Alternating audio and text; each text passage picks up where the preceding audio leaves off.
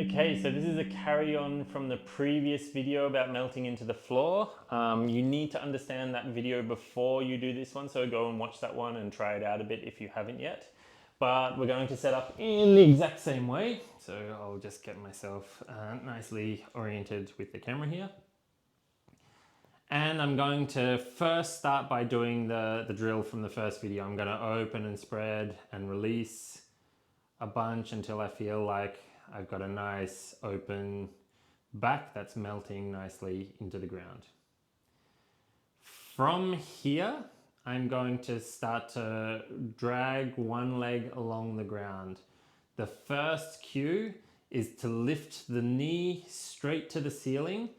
The whole time you're releasing the upper leg, so relaxing it as much as possible, and the lower leg and the foot. But you don't want the foot to turn into a dead fish. It wants to be released but kind of open to the ground with a nice structure. So I lift up from the knee. Really crucial here, one of the main habits you're going to have is to press the opposite leg into the ground to help aid the lifting of the knee, which you do not want to do.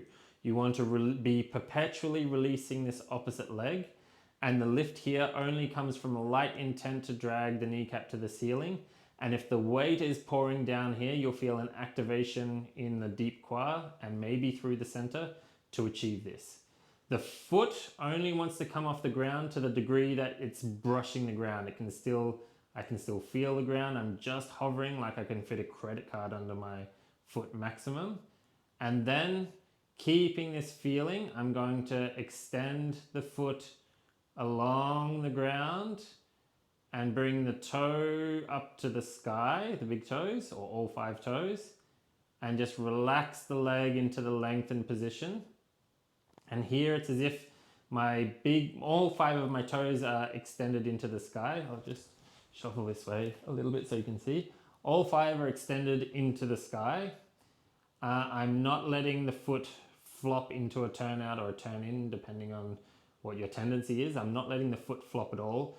It's being held by the kneecap to the sky and all 5 toes to the sky and nothing else. Everything else melts to the degree that you're able without letting the knee and the foot flop to the side.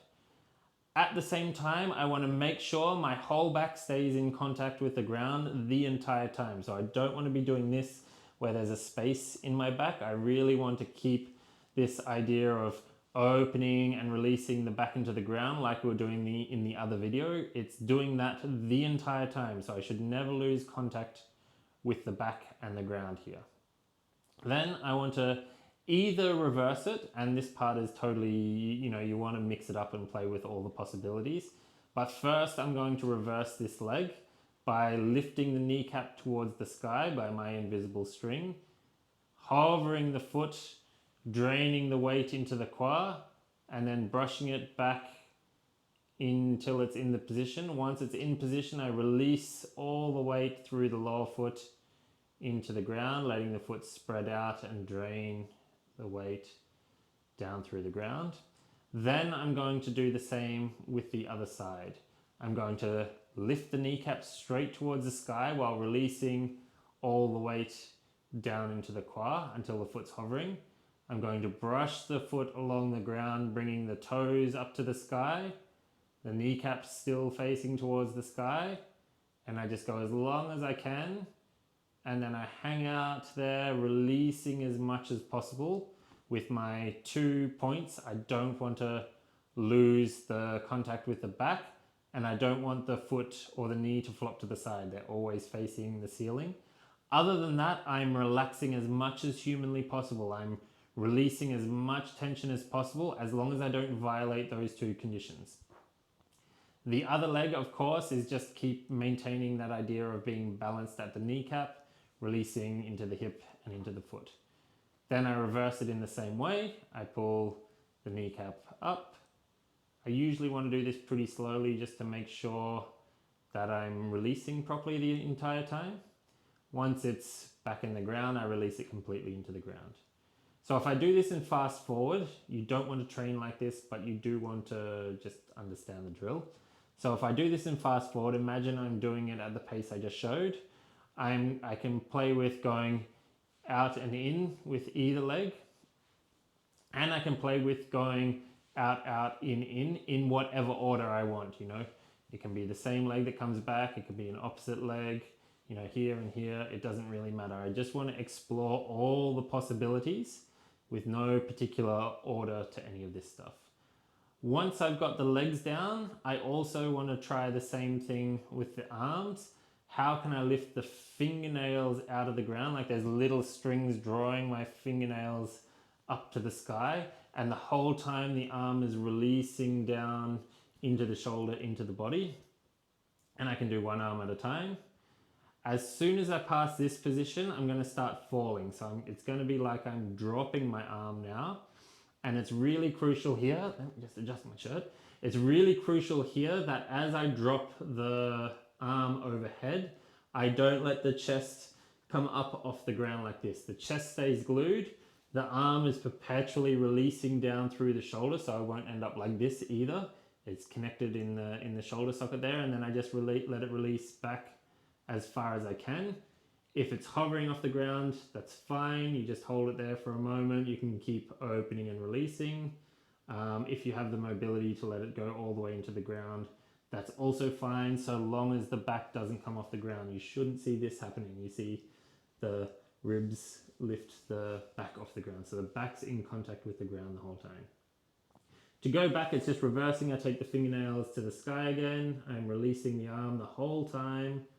The fingernails are just drawn to the sky, releasing the arm, and I'm going to keep releasing the arm all the way back until I'm in the ground. So I can do that with my right arm, I can do it with my left arm, I can do it with both arms at once. It's good to explore all of these options. Once I have the legs and the arms working independently from each other, I then want to explore every possible combination of doing them at the same time. So I can, you know, take the arms overhead with all the nice releasing we just talked about, and then I can take the legs until I'm really long, and then I can bring it back, I can bring the arms back, and I can repeat any combination of this that I like. I can work the legs, I can work the arms, I can work the arms while the legs are out straight a lot. I can work the legs two at a time, one at a time, as I like. There's all sorts of possibilities as long as I'm following all the cues mentioned in the individual limb versions. It's totally fine to freely explore. The main thing is that the back should remain in contact with the ground the whole time, and whatever you're doing with your limbs, the entire time the torso is opening and releasing with those two phases we talked about in the last video. So try this exercise. It's really great for decompressing the body, especially if you've been on a flight or in a car for a long time. The opening and releasing through the quad here when the legs are in this position, the opening of the arms overhead, it really opens up particularly the front line of the body, but obviously also the back is getting opened into the ground the whole time. So it's going to open up basically everywhere, and it's a really lovely drill to go basically for as long as you want. You could stay here. I've definitely in the past stayed for 45 minutes, half an hour, just working these limb extensions and the melting into the ground the whole time, and it feels unreal once you've finished. So give that a crack. Let me know if you have any questions. Thank you for watching. If you'd like to learn more or support my work, head on over to my website, craigmallet.com. You're also welcome to join my community, which can be found at community.craigmallet.com or via the menu on my main website. I generally have a number of services available. If you'd like some help, just reach out. I have a student program, I have online courses, I have workshops and private consultations, all available to any who would want it.